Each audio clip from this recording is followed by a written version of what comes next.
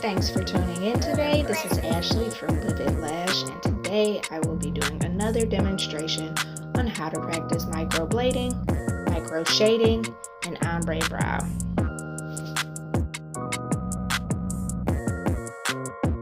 In this video, I'm going to be practicing COVID precautions, so I got my nitrile gloves on, got my Livid brow pen.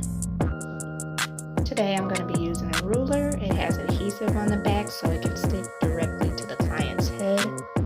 And this isn't a client, of course, this is the practice skin. And I'm going to draw my outline.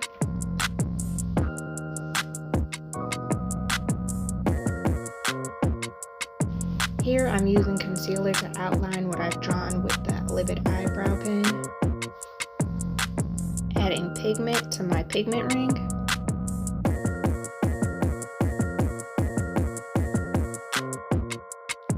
And I already did a demonstration with the brow that'll appear on the left.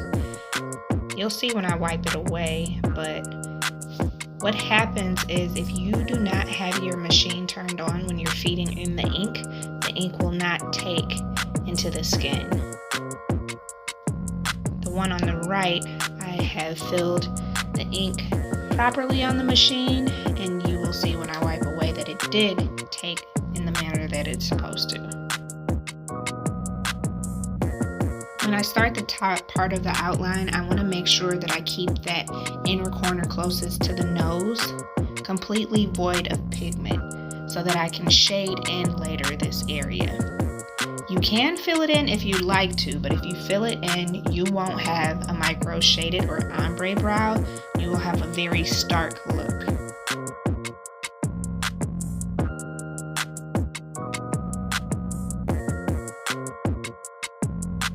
Make sure that if you have any questions or comments, leave them down in the comments section, and I'll make another video to answer any questions that you may have. I love these little pink cosmetic sponges because they're very good at pushing the pigment off without getting your hands too dirty.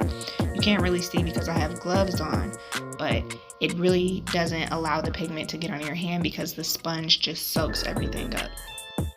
So as you can see with the brow on the left, I'm wiping it away. You see absolutely nothing there, and that's because I did not have the machine turned on when I needed to feed the pigment into the needle. The only way to properly feed the pigment into the needle is to make sure that your machine is on and the needle is actually penetrating the pigment while it's in your pigment ring. Normally, I don't use ebony or any kind of black color. I try to use the darkest brown, but if you have a client that prefers a very blunt look, then you might want to go with ebony or black. And pay attention here. When you see that I'm doing this fill-in motion, I'm doing like this skipping motion, but I start at the bottom of the outline and then I move to the top. I start at the bottom of the outline and then I move back to the top. And it's a back and forth motion that creates the shaded or ombre look that you're trying to achieve.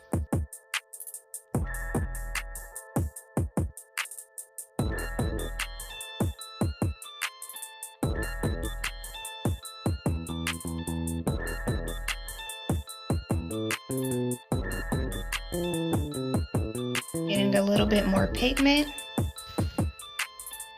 feeding it into my needle, and then I'm going back in shading the brow from the bottom of the outline to the top of the outline, from the bottom of the outline to the top of the outline. When I'm getting closer to that inner corner where the nose is, I'm making longer strokes.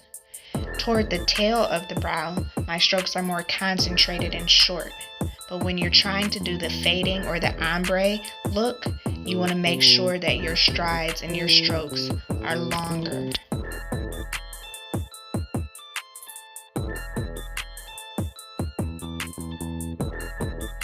Let me know if you guys like it when I talk throughout the video, if you guys would prefer me to just be quiet and kind of watch what's going on, or if you want me to have other people's commentary in it as well, like students.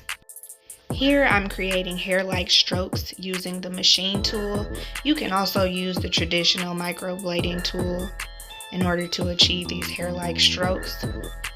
but this is what we call a combo brow because it's both the traditional hair-like strokes added with the ombre. I'm going to go ahead and start working on the brow on the left. And as you can see, this is a sped up version. But if you guys have any type of questions, it's my recommendation that you sign up for our workshop. We have virtual workshops and we have in-person workshops. For our virtual workshops, we have ongoing support. And when we say ongoing, we mean lifetime support. So if you have any type of questions, if you're in the middle of working on a client and you shoot us a text or an email, we will answer for you.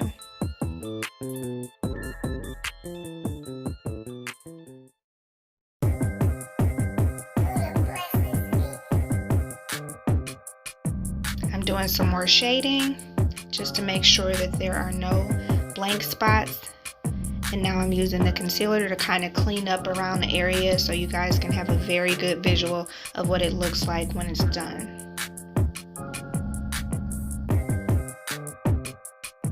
If you like this content that you're watching, please like, subscribe, and hit the bell notifications to get more videos like this.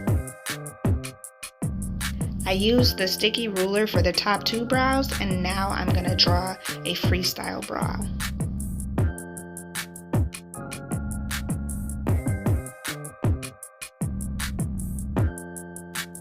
I don't know what it is about drawing brows, but it's so relaxing and it's almost like a form of meditation.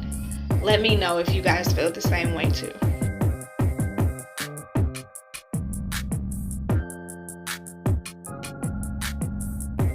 As I mentioned before in other videos, brows are so much easier than doing lash extensions. With this tool, the tool does all of the work for you.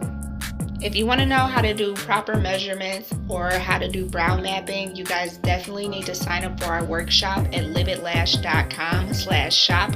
All you have to do is select workshop and you'll see all of our workshops, which are both available online and in person. Thanks for watching.